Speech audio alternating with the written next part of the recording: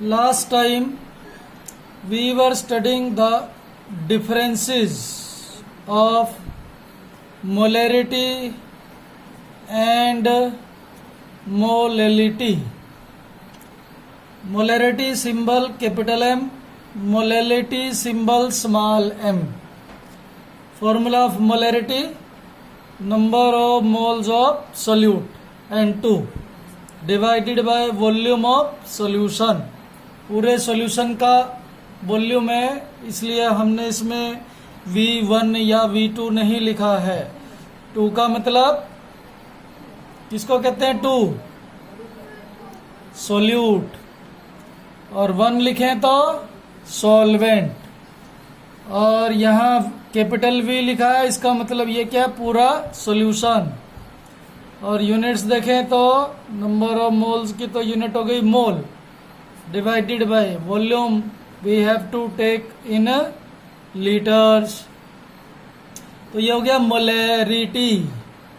Now if we study molality, number of moles of solute, formula same ऊपर, तो divided by W1। कोई बता सकता है W1 क्या है? W1 इज वेट, मास, जिसको हम केमिस्ट्री में कहते हैं मास ऑफ सोलवेंट।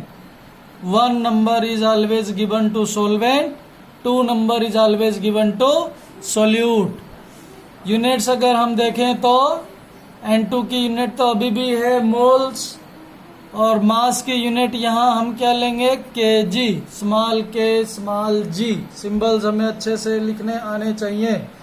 अब ये तो मेन डिफरेंस हो गया फॉर्मूला में, मोलैरिटी एंड मोलैलिटी। दूसरी चीज हमें बहुत बार पूछा जाता है, what is the effect of temperature. मतलब क्वेश्चन जनरली ऐसे करके पूछते हैं कि out of molarity and molality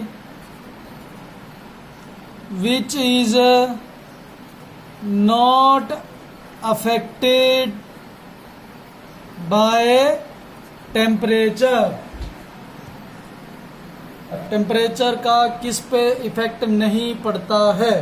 या दूसरा क्वेश्चन इस तरह से भी पूछ सकते हैं कि out of molality and molarity which is better property to find out, ज्यादा बेटर कौन है। तो अगर हम इसमें देखें, मोलैरिटी का फॉर्मूला था number of moles of solute divided by volume of solution. Volume of solution जो है, आपने पढ़ा है किसी भी चीज का वॉल्यूम तो टेम्परेचर से चेंज होता है ना। If we increase the temperature anything would expand, particles will go away from each other. Physics में भी आपने ये बहुत बार पढ़ा है, शायद 7th क्लास से स्टार्ट किया होगा ये चीज पढ़ना आपने, कि कोई भी चीज को हीट करेंगे, टेम्परेचर बढ़ाएंगे तो उसका particles will go away from each other and the volume will expand. तो हम समझ सकते हैं कि अगर टेम्परेचर चेंज होगा तो डेफिनेटली मोलैरिटी तो चेंज होगी, क्योंकि उसमें वॉल्यूम इन्वॉल्व्ड है। अब दूसरा अगर हम देखें मोलैलिटी, तो मोलैलिटी में है ऊपर नंबर ऑफ मोल्स, वो तो हमने अगर जितना भी 2 मोल या 3 मोल जितने डाले हैं सोल्यूशन में वो तो उतने ही रहेंगे। और दूसरी चीज अगर हम देखें नीचे, इसमें यूनिट है मास, और मास देखें तो टेम्परेचर से चेंज नहीं होगा, है ना। मास तो जितना किसी बॉडी में है, कोई 2 ग्राम है तो 2 ग्राम की रहेगी, चाहे उसको गर्म करो चाहे ठंडा करो। तो that means we can understand molality is not affected by temperature। तो टेम्परेचर से मोलैलिटी पे कोई इफेक्ट नहीं पड़ता, तो इसका मतलब बेटर क्वांटिटी है। हमारी मोलैलिटी फाइंड करना हो तो ज्यादा रिलायबल रहेंगे इसके रिजल्ट्स। ठीक है बच्चों, बात समझ में आई? तो हम एक न्यूमेरिकल सॉल्व करते हैं, NCERT page number 37, question number 2.3। Calculate the molality question क्या दिया है, calculate the molality of 2.5 gram ethanoic acid. Ethanoic acid तो बच्चों आपने 10th क्लास में भी पढ़ा था, CH3COOH, ethanoic acid in 75 gram benzene. हमें क्वेश्चन दिया है कि 2.5 gram ethanoic acid dissolved in 75 gram benzene. तो इस सॉल्यूशन का हमें फाइंड करनी है मोलेलिटी। मोलेलिटी का formula we already know. What is the formula molality? Number of moles of solute divided by weight of solvent. ऊपर तो हो गया नंबर ऑफ मोल्स और नीचे हो गया किलोग्राम। ठीक है, अब इसमें W1 किसको कहेंगे? 1 इथेनोइक एसिड को 1 कहेंगे या बेंजीन को? बताइए। हाँ, सॉल्वेंट को 1 देते हैं। वेरी गुड, बहुत अच्छे। इसका मतलब आपने हमारी लास्ट क्लास अटेंड की थी। तो अब आज मुझे ये बताओ इसमें क्वेश्चन में कि 2.5 gram ethanoic acid dissolved in 75 gram benzene. तो 1 किसको कहें? इथेनोइक एसिड को 1 कहें या बेंजीन को 1 कहें? बेंजीन को। बहुत अच्छे बेटा जी। तो इसका मतलब ये हो गया मास ऑफ बेंजीन हमें दिया है 75 ग्राम और ये मास ऑफ इथेनोइक एसिड हमें दिया है 2.5 ग्राम। इसको हम कहेंगे W2। तो फिलहाल हमें फाइंड करनी है मोलेलिटी। बहुत अच्छा दिव्या जी, अब अपना माइक म्यूट कर लीजिए। तो मोलेलिटी हमें फाइंड करनी है। मोलेलिटी क्या है? Number of moles of solute divided by weight of solvent. और number of moles of solute हमें डायरेक्टली तो गिवन नहीं है। Number of moles of solute की जगह हमें दिया है मास ऑफ सोल्यूट। और हम बहुत बार 9th क्लास से अब तक पढ़ चुके हैं, किसी भी चीज के नंबर ऑफ मोल्स फाइंड करने हो तो कैसे करते हैं? उसका मास डिवाइडेड बाय उसका मोलर मास। अब यहाँ सोल्यूट कौन है? Ethanoic acid. और उसका गिवन मास कितना है? 2.5। 2.5 गिवन मास है divided by molar mass ethanoic acid का हम ऐड करके फाइंड कर सकते हैं। इसमें 2 कार्बन है, 3 और 1 4 हाइड्रोजन है और 2 ऑक्सीजन है। कार्बन का एटॉमिक मास सब बच्चों को याद होगा। कितना होता है कार्बन का atomic mass? Amarjeet, 12 sir. Very good. तो 12 और 2 हो गया 12 दूनी 24। 4 हाइड्रोजन, तो हर एक हाइड्रोजन का 1 जोड़े तो 4 ये हो गया। और एक ऑक्सीजन का होता है 16, 2 ऑक्सीजन है, 16 दूनी 32। तो हो गया 24 प्लस 4 28, 28 और 32 हो गया 60। तो ये हो गया 2.5 divide by 60 is equal to, solve करें तो आ गया 0.0417।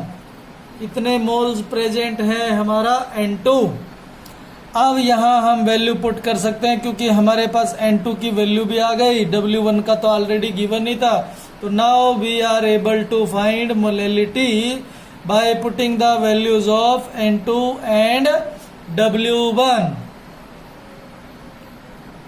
What is the value of N2? 0.0417 divided by what is the value of W1?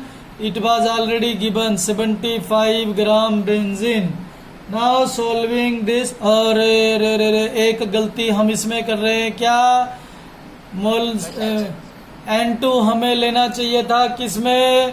Unit है नंबर ऑफ मोल्स। और W1 यूनिट क्या होना चाहिए? किलोग्राम।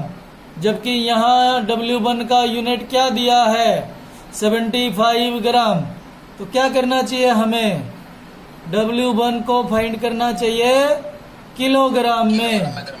हाँ, तो दैट मीन्स यहाँ होगा 75 डिवाइडेड बाय 1000। ये हो गया 0.075 kg। बात समझ में आई कि नहीं आई बच्चों? So putting this value here 0.075 यहाँ आ गया W1 और solving all this we get 0.556। ऊपर था मोल्स, नीचे है केजी, तो यूनिट हो गया मोल्स पर केजी। और इसको हम कहते हैं मोलैलिटी। तो in short we can also write it molal. जैसे मोलैरिटी को लिखते थे मोलर, वैसे ही मोलैलिटी को लिखेंगे मोलल। ठीक है, तो ये हो गया हमारा क्वेश्चन मोलैलिटी का। अब हमें मिक्स क्वेश्चन भी सॉल्व करने आने चाहिए।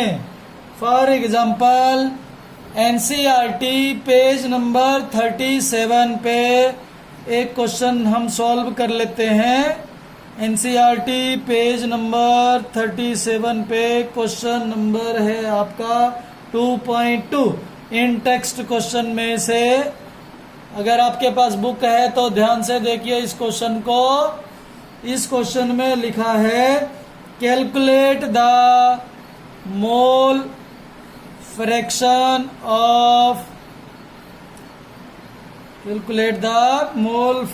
ऑफ बेंजीन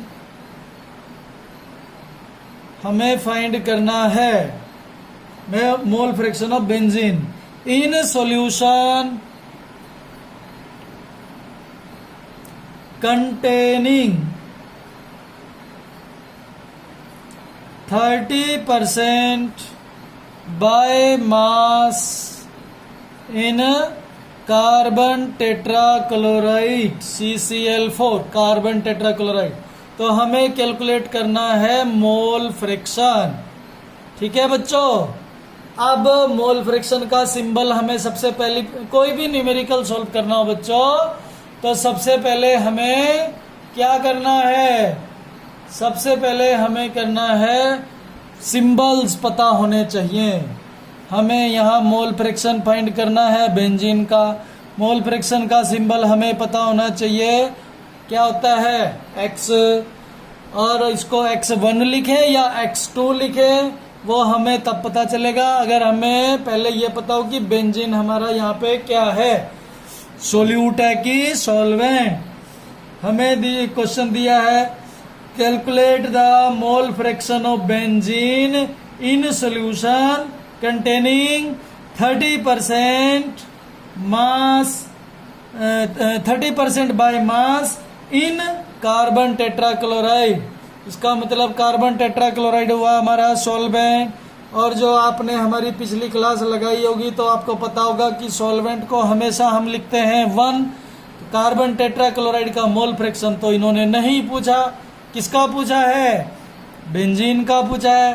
तो बेंजीन को हम क्या कहेंगे, सोल्यूट। मतलब we have to find X2। Symbol के हिसाब से हमको फाइंड करना है X2। और X2 का फॉर्मूला हमारी लास्ट क्लास में हम कर चुके। X2 का फॉर्मूला होता है N2 upon N1 plus N2। ठीक है ना, ये फॉर्मूला हमें फाइंड करना है। अब इसमें हमें दो चीजें चाहिए, N2 चाहिए और N1 चाहिए। अब हमें देखते हैं दिया क्या क्या है, गिवन। यहां से हम फाइंड देख लेते हैं क्या गिवन है। फाइंड क्या करना है, X2 फाइंड करना है। वो हमारा कब फाइंड होगा, अगर हमें N1 और N2 पता हो। अब गिवन देखते हैं क्या क्या है। हमें क्वेश्चन में दिया है कि जो भी सोल्यूट है, कौन सोल्यूट है, बेंजीन, वो 30% बाई मास है। कल भी हमने एक ऐसा क्वेश्चन किया था, हमने परसेंटेज 4 की हैं। कौन कौन सी परसेंटेज की है, mass by mass, mass by volume, volume by volume and volume by mass. अगर यहाँ बाई से पहले कुछ नहीं लिखा तो कल परसों भी हमने क्वेश्चन किया था, तो उसमें हम यही मानेंगे कि जो बाई की बात है वही बाई से पहले है। इसका मतलब यहाँ बाई से पहले भी हम क्या लगा लेंगे, मास। तो इसका मतलब ये एग्जैक्टली इन्होंने क्या दिया, 30% मास बाय मास, हम इसको पढ़ेंगे। मतलब इसमें जो है हमारा सोल्यूट भी 30 क्या है, मास। और मास की यूनिट हम जनरली क्या लेते हैं, ग्राम। तो इसका मतलब है यहाँ हमें दिया है मास ऑफ सोल्यूट 30 ग्राम। और total mass of solution, percentage का मतलब क्या होता है बच्चों? परसेंटेज का मतलब होता है आउट ऑफ 100। तो इसका मतलब हमारा पूरा सॉल्यूशन अगर है 100 ग्राम तो उसमें से सोल्यूट होगा 30 ग्राम। ये मीनिंग हुआ 30% मास बाय मास का। बात समझ में आ रही कि नहीं? 30% मास बाय मास का मीनिंग पता चला कि अगर हमारा टोटल सॉल्यूशन 100 ग्राम है तो उसमें से 30 ग्राम सोल्यूट है, और सोल्यूट को हम कितना नंबर देते हैं? 2 नंबर देते हैं। तो इसका मतलब W2 हो गया 30, और W1 कितना होगा बच्चों? विनोद कुमार जी बताएंगे। Vinod Kumar ji 70। Very good, W1 हो गया 70 ग्राम। अब हमें यहाँ इस क्वेश्चन के हिसाब से गिवन है W1 एंड W2। अगर इनमें से हम N1 और N2 फाइंड कर पाए तो सारी वैल्यू यहाँ पुट करके X2 निकल जाएगा, और N1 N2 फाइंड करना हमें आता ही है। आता है ना बच्चों? किसे फाइंड करेंगे? N1 इक्वल टू होगा W1 मतलब given mass divided by molar mass of solvent. कौन है सॉल्वेंट? बेंजीन सॉल्वेंट है या CCl4 सॉल्वेंट है? क्वेश्चन दे दिया इन्होंने कि benzene in solution in CCl4, benzene का CCl4 में सोल्यूशन बना रहे हैं। तो इसका मतलब क्या हो गया कि CCl4 तो सॉल्वेंट है, नंबर 1 उसको हम देंगे। और CCl4 मोलर मास कैलकुलेट करें तो कार्बन का मोलर मास कितना होता है? 12, और एक क्लोरीन का 35.5, तो 4 क्लोरीन, इसका मतलब हो गया 35.5 इंटू 4 हमें सॉल्व करना पड़ेगा। 35.5 इंटू 4 जल्दी से सॉल्व करेंगे सभी बच्चे। कितना हो गया? 5 चौके 20, 5 चौके 20 और 2 22, 4 3 12 और 2 14, 142। कितना आ गया? 142 डिवाइडेड, तो ये हो गया ऊपर कितना? W1 कितना है? 70। तो ये हो गया 70/142। और उधर अगर हम देखें N2, तो N2 हैं जी बेटा जी। अरे हाँ, ये तो गलती किया मैंने, ये तो क्लोरीन 4 का जोड़ दिया, 142 हो गया, कार्बन का जोड़ा ही नहीं, +12 भी तो जोड़ना था। ये टोटल मिला के होगा 154। बहुत अच्छे, शाबाश। इसका मतलब आप क्लास में बहुत अच्छे से ध्यान दे रहे हैं। तो ये हो गया 70/154। अभी ठीक है ना? अब N2 इक्वल टू W2/M2 कर लेंगे। तब तक आप ये डिवाइड करके मुझे जल्दी से बताना, मैं इधर कर रहा हूँ। W2/M2 कितना हो गया? W2 तो हो गया 30 गिवन है, डिवाइडेड बाय M2 मतलब molar mass of benzene. Benzene का फॉर्मूला क्या होता है? C6H6, 12 छके 72 और 6 78, है ना? ये हो गया 30/78, ये हो गया। जल्दी जल्दी से सॉल्व करो बच्चों। 0.454 तक, चलो 3 डिजिट तक कर लेते हैं, ठीक है ना? अच्छा, इधर वाला किसी ने किया क्या? 30/78 जल्दी से सॉल्व करके बताइए, है ना? 3846 को लिख लेते हैं 5। Very good. तो इसका मतलब तृप्ति पांडे ने करेक्ट किया है कैलकुलेशन। तो ये हुआ N2 इक्वल टू 0.385, मान लेते हैं इसको 3 डिजिट्स तक। अब हमारा ये क्वेश्चन हो जाएगा सॉल्व। हमें फाइंड करना था X2, तो X2 हो गया, ऊपर N2 का वैल्यू लिखेंगे। N2 कितना है? 0.385 डिवाइडेड बाय N1 कितना है? 0.454 प्लस N2 कितना है? 0.385। Now we are able to solve this question. किसी ने किया है टोटल आंसर?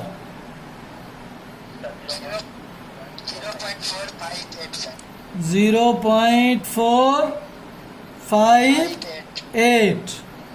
तो ये हो जाएगा हमारे क्वेश्चन का answer, mole fraction of benzene. ठीक है बच्चों, कैलकुलेशन आप अपने से चेक कर लीजिएगा। अभी एक बच्चा ने जो हमें बताया, शिव शंकर जी की आवाज आई थी, है ना? तो शिव शंकर ने हमें बताया ये आंसर। उम्मीद है कि ठीक किया होगा कैलकुलेशन। वेरी गुड, ठीक है। तो ये हो गया हमारा क्वेश्चन। अब आपका आज का बच्चों प्रैक्टिस क्वेश्चन, आपको ये क्वेश्चन नंबर 2.5 पेज नंबर 37 जरूर कर लेना है। 2.1 से लेके 2.5 तक ये सारे क्वेश्चन आपके हो जाने चाहिए।